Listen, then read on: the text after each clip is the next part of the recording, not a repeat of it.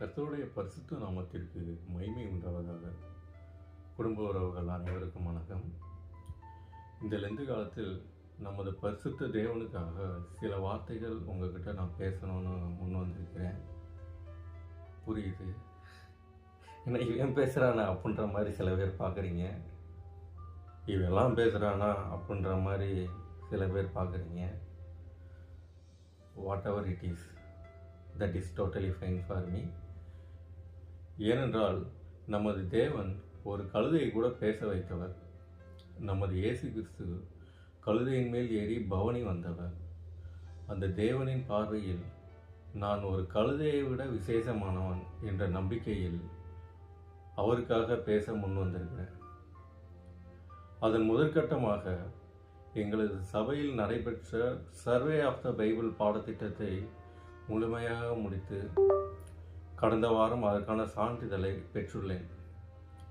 அப்படின்றத உங்ககிட்ட பெரும் மகிழ்ச்சியோடு பகிர்ந்து கொள்கிறேன்.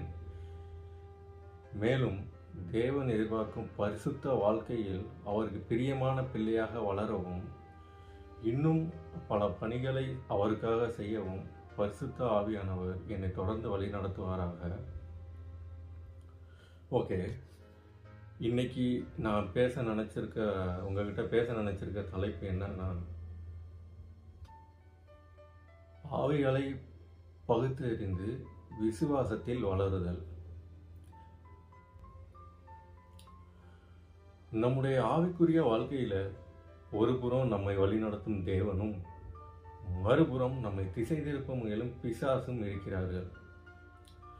இந்த இருவேறு சக்திகளையும் சரியாக பகுத்தறிவதே விசுவாச வளர்ச்சியின் முதல் படி.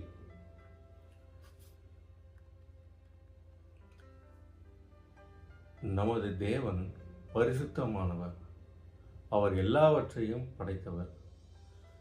மனிதனுக்கும் தேவனுக்குமான மிகப்பெரிய வித்தியாசம் என்னவென்றால், மனிதன் எதை படைக்க வேண்டும் என்றாலும் அவனுக்கு ஒரு மூலப்பொருள் தேவைப்படுகிறது. ஆனால் நமது தேவன் எந்தவித உதவியும் இன்றி ஒன்றுமில்லாமையிலிருந்து தனது வார்த்தையினாலே அனைத்தையும் உருவாக்கினார். அவரது வார்த்தையே செயலாக மாறும் வல்லமை கொண்டது. தேவனுடைய எல்லையற்ற தன்மையை மனிதனின் குறுகிய அளவுகோல்களால் அளவிடவே முடியாது. அவரை முழுமையாக புரிந்து கொள்ளும் அறிவு மனிதனிடம் இல்லவே இல்லை. அதனால்தான் மோசே அவரிடம் தேவரீர் யார் என்று கேட்டபோது, நான் இருக்கிறவராகவே இருக்கிறேன் என்று பதிலளித்தார். அவர் எதிலும் தங்கி நிற்காதவர், மாறாக எல்லாம் அவரில் தங்கி இருக்கிறது. அவர் சத்தியத்தின் ஊற்று, அவரிடத்தில் பொய்மைக்கு இடமே இல்லை. தேவனால் படைக்கப்பட்ட தூதர்கள் நமது இரட்சிப்பின் பாதையில் நமக்கு உதவி செய்யவும், தேவனுடைய கட்டளைகளை நிறைவேற்றவும் பரலோகத்திலிருந்து அனுப்பப்பட்ட ஊழிய ஆவிகள். அவர்கள் தேவனுடைய வார்த்தைக்கு கீழ்ப்படிந்து விசுவாசிகளாகிய நமக்கு துணை நிற்கிறார்கள். பிசாசானவன் ஆதியிலே தேவனாலேயே சிருஷ்டிக்கப்பட்ட ஒரு தூதன். எனினும் தனது சுய பெருமையினாலும் படைத்தவருக்கு நிகராக உயர்த்தப்பட வேண்டும் என்ற தவறான பேராசையினாலும் அவன் பாவத்தில் விழுந்தான். இதன் விளைவாக அவன் தனது பரலோக மகிமையை இழந்து தேவனுடைய நீதியுள்ள தீர்ப்பின்படி தள்ளப்பட்டான். அவனிடம் சத்தியம் இல்லவே இல்லை. அவனது பேச்சுக்கள் அனைத்தும் பொய்மை நிறைந்தவை. அவனிடம் எதையும் புதிதாக உருவாக்கும் படைக்கும் ஆற்றல் கிடையாது. கடவுளின் சித்தத்திற்கு முரணாக செயல்படுவதையும் குழப்பத்தை விளைவிப்பதையுமே அவன் நோக்கமாக கொண்டுள்ளான். விசுவாசிகளை சத்தியத்திலிருந்து திசை திருப்ப அவன் போலி அடையாளங்கள், பொய்யான அற்புதங்கள் போன்ற பல தந்திரங்களை கையாளுகிறான். பொதுவாகவே ஆவிகள் மனிதர்கள் மூலமாக செயல்படுகின்றன. தேவனுடைய நித்திய சத்தியத்தை பூமியில் நிலைநாட்ட பரிசுத்த ஆவியானவர் நோவா, ஆபிரகாம், மோசே போன்ற விசுவாச பிதாக்கள் மூலமும் தீர்க்கதரிசிகள் மற்றும் அப்போஸ்தலர் மூலமும் வல்லமையாக செயல்பட்டார். இறுதியாக இயேசு கிறிஸ்துவின் வழியாக அந்த சத்தியம் முழுமை பெற்றது. இதற்கு நேர்மாறாக பிசாசானவன் தேவனுடைய திட்டத்தை எதிர்க்கவும் விசுவாசிகளை குழப்பவும் கள்ள தீர்க்கதரிசிகளையும் ஏமாற்றுபவர்களையும் கருவியாக பயன்படுத்துகிறான். யூதாசின் துரோகம், பரிசேயர்கள் மற்றும் சதுசேயர்களின் வெளிவேடம் போன்றவை பிசாசு எவ்வாறு சத்தியத்திற்கு எதிராக மனிதர்களை திசை திருப்புகிறான் என்பதை காட்டுகின்றன.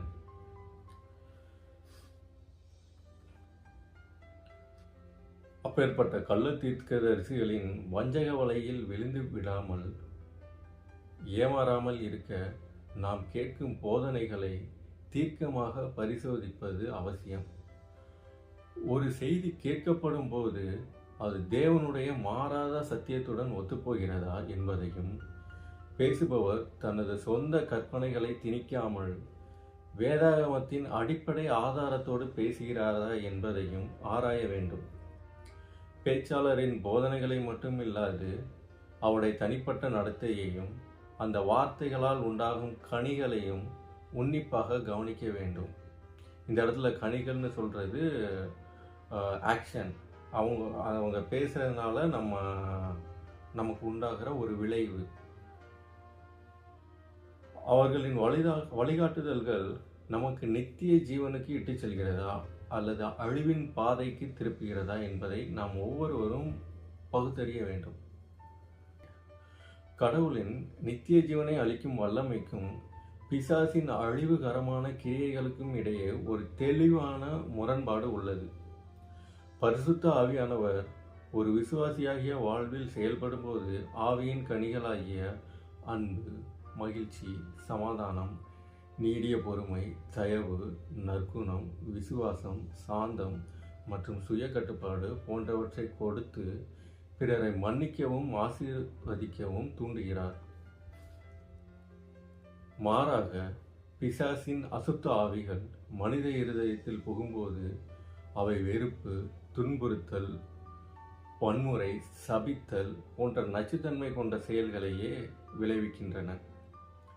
இந்த இரண்டு ஆவிகளின் கனிகளையும் கொண்டு ஒரு போதனையோ அல்லது செயலோ நித்திய வாழ்விற்கு இட்டுச் செல்லும் தேவனின் வழியா அல்லது அழிவுக்கு இட்டுச் செல்லும் பிசாசின் வழியா என்பதை எளிதாக நம்மால் பகுத்தறிய முடியும்.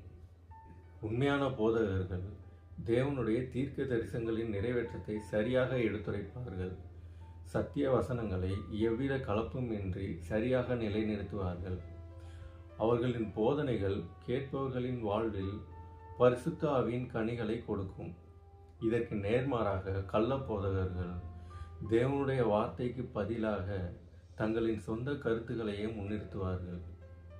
அவர்கள் வேதாகம சத்தியங்களோடு தங்களுக்கு சாதகமாக எதையாவது கூட்டவோ அல்லது குறைக்கவோ தயங்க மாட்டார்கள்.